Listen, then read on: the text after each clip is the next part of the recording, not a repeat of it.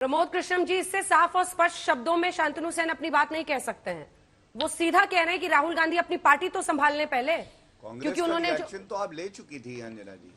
हाँ, तो जैसे अजय आलोक जी का रिएक्शन लेंगे वैसे ही आचार्य प्रमोद कृष्णम जी का भी लेंगे। गौरव जी, नहीं, अजय आलोक जी पार्टी में नहीं है, वो तो विश्लेषक हैं। हाँ, कृष्णम जी भी पार्टी में अभी ऑफिशियली जुड़े हुए नहीं है। फर्क है, कोई बात नहीं। आचार्य जी पार्टी से जुड़े हुए हैं क्या? वो जुड़े हुए हैं, उन्होंने चुनाव लड़ा है लखनऊ से। कोई बात नहीं, पहले आचार्य जी वो सीधा कह रहे हैं कि अपनी पार्टी को जोड़ने में नाकाम रहे। बड़े बड़े नेता गुलाम नबी आजाद से लेकर कपिल सिब्बल सबको हमने देखा है। कोई समाजवादी पार्टी में गया, कोई अपनी पार्टी बना गया, कई इधर गए, कई उधर गए, कई बीजेपी में चले गए। और दूसरी बात वो कह रहे हैं कि मतलब आपको एक अच्छी इमेज देनी जरूर है, लेकिन सब अपने अपने राज्य में लड़ेंगे। देखिए, दो तीन सवाल आपकी बहस में मेरी समझ में आए, मैंने सुने। पहला है कि शरद पवार जी ने जो बात कही है, शरद पवार जी ने बहुत अच्छी बात कही है, हम उस बात का स्वागत करते हैं। और सच में राहुल गांधी एक ऐसे नेता हैं जो पद के लालची नहीं है।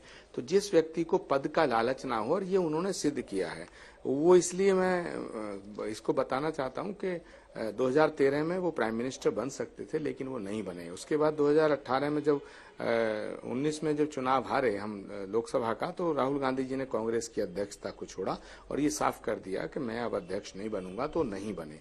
तो राहुल गांधी पद के लालची नहीं है। जो व्यक्ति पद का लालची नहीं होता है वही पंचायत कर पाता है, और वही कोऑर्डिनेशन करने के लिए, निष्पक्ष निर्णय लेने के लिए सबसे बेहतर व्यक्ति माना जाता है। तो शरद पवार जी का जो भाव है राहुल गांधी जी के प्रति, वो बहुत ठीक है, हम इसकी प्रशंसा करते हैं। अब तीसरा पॉइंट आया, शांतनु जी ने जो कहा वो ठीक कहा है। कांग्रेस पार्टी के अंदर से बहुत से लोग पार्टी छोड़कर चले गए हैं। तो अगर शांतनु जी ये कह रहे हैं कि हमको पहले कांग्रेस के रूठे हुए नेताओं को वापस लाना चाहिए, तो ये एक अच्छी सलाह है। लेकिन इसका फैसला कांग्रेस लीडरशिप करेगी, और कांग्रेस लीडरशिप में जितने भी वरिष्ठ हैं वो करेंगे। मैं इतना जरूर मानता हूं कि 2024 का जो चुनाव है, जो ममता दीदी ने कहा है कि ये देश की आजादी के जैसा जंग है, बिल्कुल बीजेपी को जो लोग हराना चाहते हैं, बीजेपी से जो सत्ता लेना चाहते हैं, उनको एक झंडे के नीचे, एक छतरी के नीचे आना पड़ेगा। अब सवाल इस बात का है कि कौन प्राइम मिनिस्ट्रियल कैंडिडेट होगा। तो प्राइम मिनिस्ट्रियल कैंडिडेट का जहां तक सवाल है, तो निश्चित सी बात है कि शरद पवार जी भी प्राइम मिनिस्ट्रियल कैंडिडेट हो सकते हैं, ममता बनर्जी भी हो सकती हैं, आदरणीय मल्लिकार्जुन खड़गे भी हो सकते हैं, और राहुल गांधी जी जिसको चाहेंगे वो हो सकते हैं। क्योंकि कांग्रेस एक बड़ी पार्टी है, और कांग्रेस पार्टी में राहुल गांधी, प्रियंका गांधी ये सर्वमान्य नेता हैं। कांग्रेस पार्टी की अध्यक्षता आज मल्लिकार्जुन खड़गे जी के पास में है।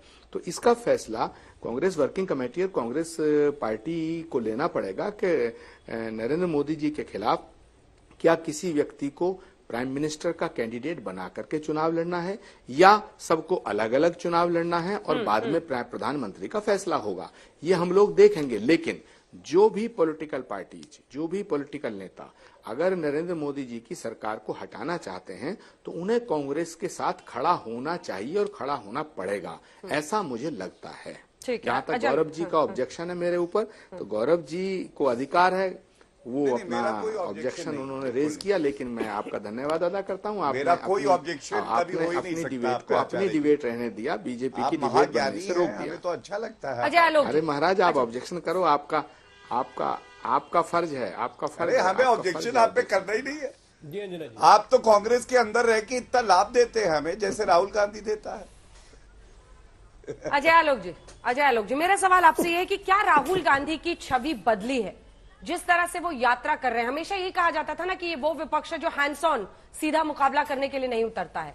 लेकिन 24 के पहले अगर वो इस तरह का भारत जोड़ो एक यात्रा कर रहे हैं, और वो दक्षिण भारत से लेते हुए आपने देखा है लंबा एक पूरा सफर तय कर रहे हैं, क्या अपने आप में उनकी छवि इससे नहीं बदल रही है?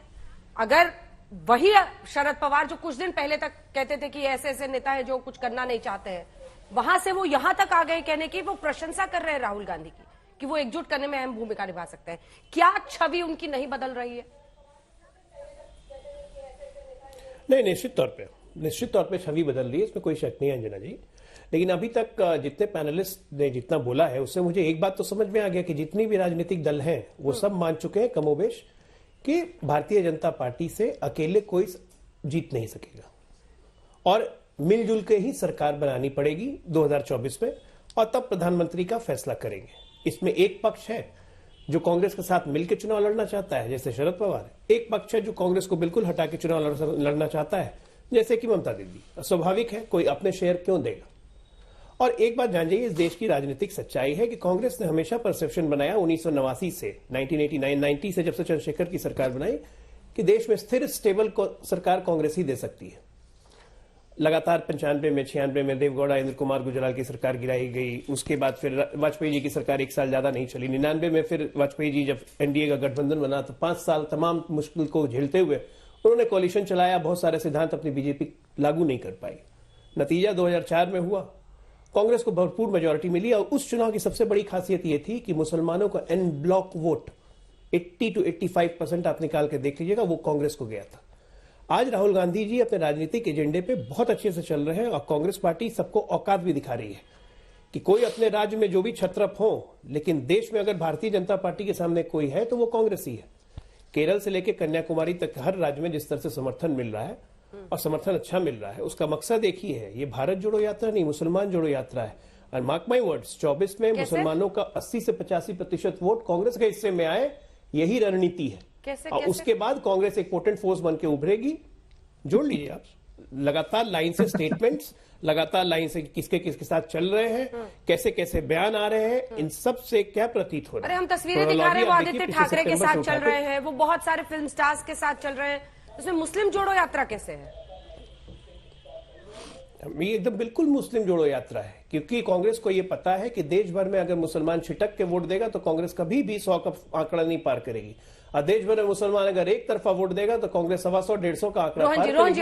न चाहते हुए भी ममता दीदी या बाकी लोग को कांग्रेस को समर्थन करना पड़ेगा।